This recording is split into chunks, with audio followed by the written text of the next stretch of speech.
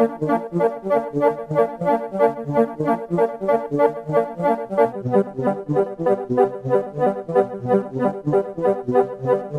is a Socialist News and Views special interview.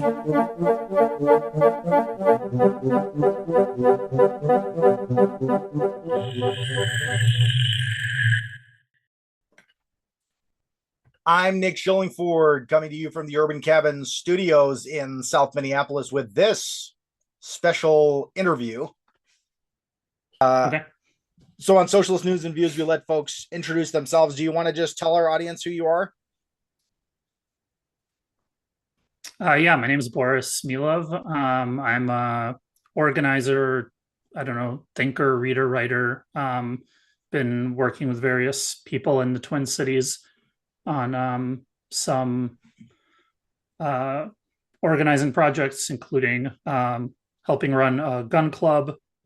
And I've been organizing social hours where people can come and hang out, called Socialist Social Hour. So, yeah, I've been to a couple of the coffee ones, the kind of Socialist Coffee Hour and Socialist Social Hour. First off, what is it? And I think you have a kickoff coming up too. Can you tell us about the future plans there? Yeah, so a number of years ago, before pandemic, some folks in the Twin Cities, I think associated with SPUSA, Socialist Party USA, started holding a Socialist Social Hour at the Union Bar in the Max Industrial Bar at the United Labor Center. And last fall, I reached out to one of them and asked if they'd be interested in restarting it. And the original organizers, weren't too involved, but I started hosting them, every couple of weeks, basically. It was just a chance for people to get together, hang out, talk. There's no agenda, no plan, it's not an organization or anything. It's just it sounds, it's a social hour. So I settled that, to a lot of people's surprise, the morning ones were a lot more popular than the evening ones when I did a couple morning ones. So, I'd get 3, 4, 5 people show up for an evening one, but then we had, 10, 12, 15 people show up in the mornings because we're all old now and we don't stay up late and we get up early. So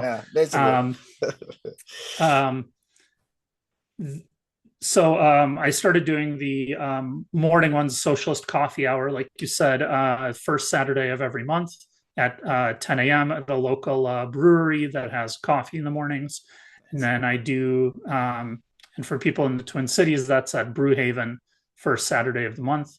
And then usually one other Saturday night throughout the month, depending on kind of my schedule and other people's schedules. I host an evening one at 8 p.m. also at Brewhaven in downtown. They've been going pretty well. We've hosted a lot of really good conversations. We've had both, people deeply involved in organizing in the Twin Cities who have gotten together and gotten to talk about stuff. And there have been things that people, mention at a social hour that they might not have mentioned at some other kind of meeting. And so I've seen some connections happen there very organically where people, ended up exchanging resources or ended up making plans together, stuff like that. And we've had new people show up, people who aren't involved in organizing, people who are might not even call themselves socialists of any stripe.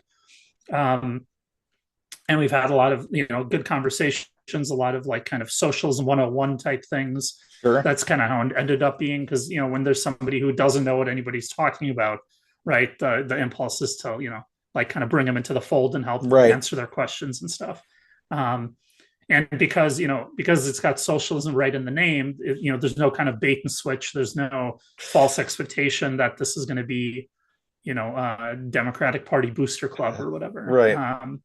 So that's been going really well. And what I'm now trying to do, me and a co-organizer of mine, what we're trying to do is to grow this into more kinds of events, more often with hopefully more people. And so what I'm calling Socialist Social Club. And that's what we're going to have a kickoff event for next Saturday, the May 24th at Powderhorn Park in South Minneapolis from 11 a.m. to 3 p.m. It's gonna be a big cookout. We're gonna have all sorts of wieners to grill and chips and Nice. potato salad and whatever. And I'm hoping for that to be the start of a kind of whole calendar of social events of all sorts of varieties. Could be something like a cookout, could be something like social hour, but could be a baseball team, a book club, a movie night. Just go to a bar and watch a Vikings game. Go to a Vikings game. Whatever right. People are interested in and can organize and can afford. Obviously what we do and what we're able to do depends on what people are interested in, what kind of resources we're able to get access to, what kind of facilities we're able to get access to. But the real hope is to kind of create an alternate social life for people. As in, instead of hanging out with your scrubbed friends from college, right? You hang out with a bunch of socialists. Instead of sitting at home and watching Netflix, you go to a comrade's house and watch Netflix. Sure. In a group as part of a kind of a social milieu. The line I've started using is being a socialist is going to involve being social. Right. And right. So there's not much socialism you can build reading Marx in your bedroom. Right. Not that you shouldn't read Marx in your bedroom, but at the end of the day, it's got to involve other people. So and that's all I'm trying to build right now is there's no other goal really. We're not trying to start a party. We're not trying to start an organization. We're not trying to start an underground whatever movement. Right. It's just literally public events. And obviously there will be some private invite only events because some things might require, buying tickets for things or might have limited space or access or whatever. But the idea is just to really get people out, get people talking to each other, get people to see what sorts of activities going on. Eventually, it can be a vehicle for informing people about activism, about rallies or protests, about just other kinds of events being organized around the Twin Cities, and just really create a space where people can talk about socialism, can think about it, can see that there are other people out there, that it can bring in new people to your coworker who's liked Bernie Sanders but isn't really sure about the whole thing. Right. Hey, come to some of my old anarchist come talk to some of my old anarchist friends. They can tell you all about their ideas and their history and stuff like that. But it's at a bowling night. It's not at a political meeting. It's not at a bookshop. It's not at some weird, overbearing, stodgy event that some 80-year-old is telling you how good it was in the 60s or something. Which, of course, we want 80-year-olds to tell us how good it was in the 60s. They're absolutely welcome. Just to get away from the idea that socialism is either throwing rocks through windows or sitting at a Bukharin reading club, in a party with 7 members. So. Yeah, you mentioned socialism, anarchism. Are there, so you said socialism is in the name. Are there specific people that are encouraged to come? Are there people you don't want to come? Are there any ground rules for showing up at the moment? At the moment, not really. I feel like the kind of people who we wouldn't want to come aren't going to come anyway. Sounds good. But really, at base, anybody's really welcome. I've actually thought of one good kind of event for social club would be kind of a ask a socialist event where I would reach out to various people from various tendencies, and have kind of a open Q&A, open discussion where people can talk about their ideas, their views, whatever. There's I feel like nowadays it sounds like fun. within any given tendency, well, yeah, I think it would be great and would be informative for everybody involved, really. But within any given tendency, there's very clear ideas about what socialism is, what politics are, what history looks like. But between tendencies, there's just absolutely no like real language or no ground for really discussing it or having any sort of shared conception. Not that there couldn't be, just that there isn't, in fact, because all these different tendencies just don't communicate with each other. And I think for most people who don't already identify with some specific existing tendency, all of it is just indecipherable and indistinguishable, right? And so I want those people to like just show up, like if they end up being anarchists, it's fine. If they end up being Stalinists, I mean, I'm less fine with that, but whatever. Sure. Like it's a free country, right? Yeah. So there isn't too much or too little socialism that can be in someone's head for me not to want them to show up, as long as they're there in the spirit of the thing, right? If you're there to recruit people to your little political cult, then we're going to kick you out of our events.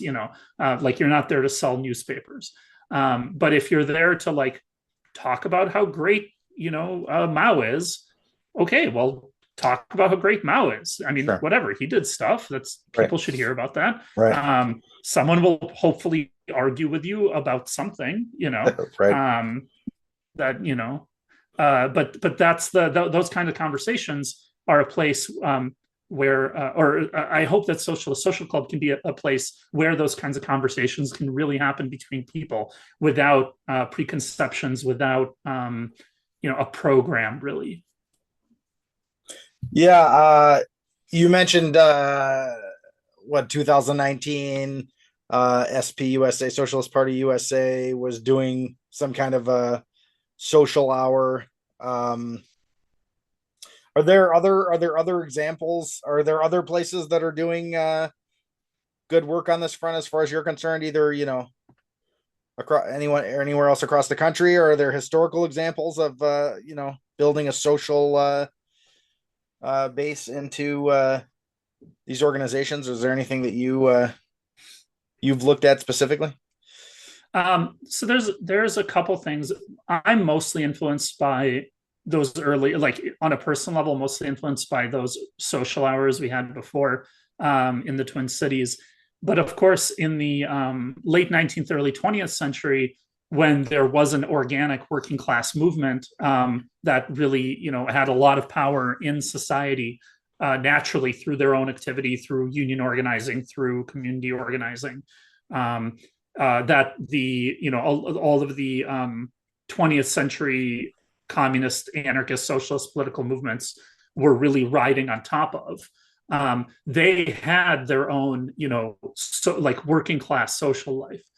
So they had their own football leagues, their own, reading clubs, their own bars and libraries and, shops and whatever. We don't have anything like that. We don't really have a working class movement in this country. There are unions, of course, there are, politically active people, but there isn't the same sort of self-consciousness of working class people as working class. And part of what I want to start rebuilding is a place where working class people can come when they're interested in politics, but still see politics as a dirty word, see politics as just, somebody getting one over on you. As far as other places, there was a during the uprising in the Twin Cities in 2020, 2021, various groups did form more social like clubs. There was one particular one there was a something called 1312 Ruggers, which was a rugby coach organized some of the people who were doing a lot of defense of George Floyd Square and encampment defense. and taught them like how to move as a team, and that uh, uh, so they could use, they could coordinate better on the ground if police were coming and assaulting barricade or something. Right. And so there have been ideas like that of incorporating, social fun, leisure activities, or what would otherwise be leisure activities into, a political practice. Right. So that's definitely a place I can see some of this going. Like I mentioned before, I'm a member of a gun club.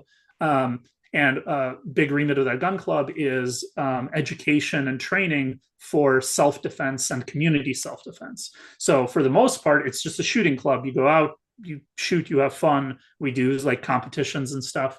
But the ultimate goal is to get people, familiar with self-defense in case, God forbid, we should ever be necessary.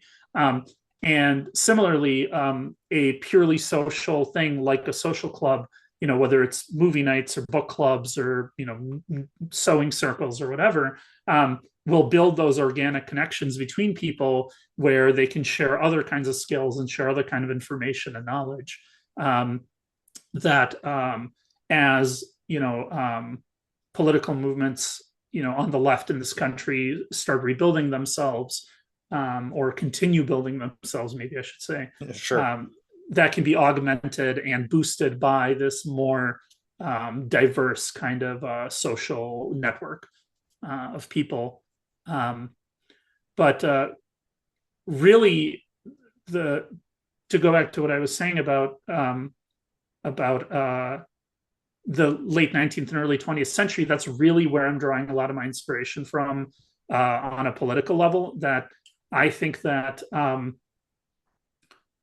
organizing the working class as the working class is, of course, important and necessary for any kind of, proletarian socialism or, popular socialism or whatever you want to call it. But that's that by itself, and especially in our political and economic climate, can't really be enough. People just don't have the same kind of beliefs about unions, beliefs about class, beliefs about politics in general, really, that, people ought to participate in politics. That's a pretty rare belief nowadays. Most people are either, checked out or cynical or too busy, too broke, too whatever. And I think a lot of people who do have time and energy or who I should say would have time and energy for politics, are too caught up in like kind of culture war stuff, or in kind of just more hedonism stuff, where they'd rather be watching Netflix. They'd rather be, hanging out with friends at a bar. They'd rather be doing whatever. And who can blame them? Because there is no real useful thing for them to do. Like you can go to this protest or you can join that little group with 5 people in it. But like, who can really blame you for saying, well, there's no real politics happening. Why would I waste my time, on joining some random political group? Right. And of course, like, they ought to join those groups. I'm not saying that they are on some greater level right to do that. But what I hope Socialist Social Club can do is take those people and say, hey, you know what? Don't worry about the politics for now. It's enough that you're interested. So, show up, like, talk to folks. Maybe you'll find something you didn't realize was out there. Maybe you'll come up with an idea you wouldn't have had, playing video games at home. Maybe, you'll see, some avenue of organizing that the other people you're talking to don't see because they don't have your particular perspective.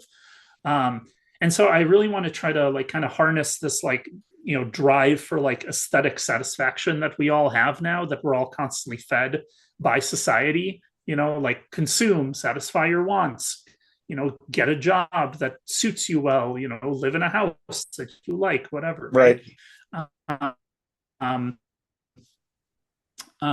and kind of channel that, like that our society, but like channel that towards at least a nominally socialist goal, right? Like Right. literally in name only, right? Right. And then hopefully some of those people can help organize events, and some of that organizing might lead to other kinds of organizing, you know.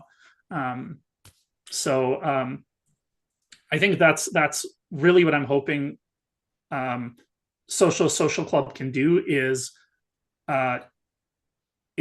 get people who aren't going to show up to a protest but Right. are going to show up to a bar, right? And get them to at least show up to the bar. Right. Right. Well, I really appreciate you speaking with me. I really appreciate all the work that you're doing. Is there anything else you want to share before you go? And do you want to let people know what's coming up and how to find you again? Yeah. So, like I said, our kickoff event is Saturday the 24th at Powderhorn Park at the picnic tables on the south side. We have a website, socialistsocialclub.org. It's got our calendar on the front. There's not much on there right now besides Socialist Social Hour and the kickoff. I'm looking to, I'm talking to some people trying to arrange an indoor space that we might have access to for maybe like a second half of our kickoff, more like an evening party vibe. Nice. And then I'll start talking to folks about what kind of events they'd be interested in. I've been looking at, what kind of venues we have that, aren't going to cost a lot of money and a lot of time to organize. Keep it, sustainable for myself, keep it, viable and fun. But yeah, just keep an eye out on socialistsocialclub.org. And I'm going to be starting up a newsletter once I have some people to send it to. Nice. So yeah, keep an eye on the website and the calendar and come out to our events. Yeah, and I'll put a link to the website and the show notes too. Thanks so much, Boris. Yeah, thanks so much. And that's our special interview. Thanks for listening. Solidarity.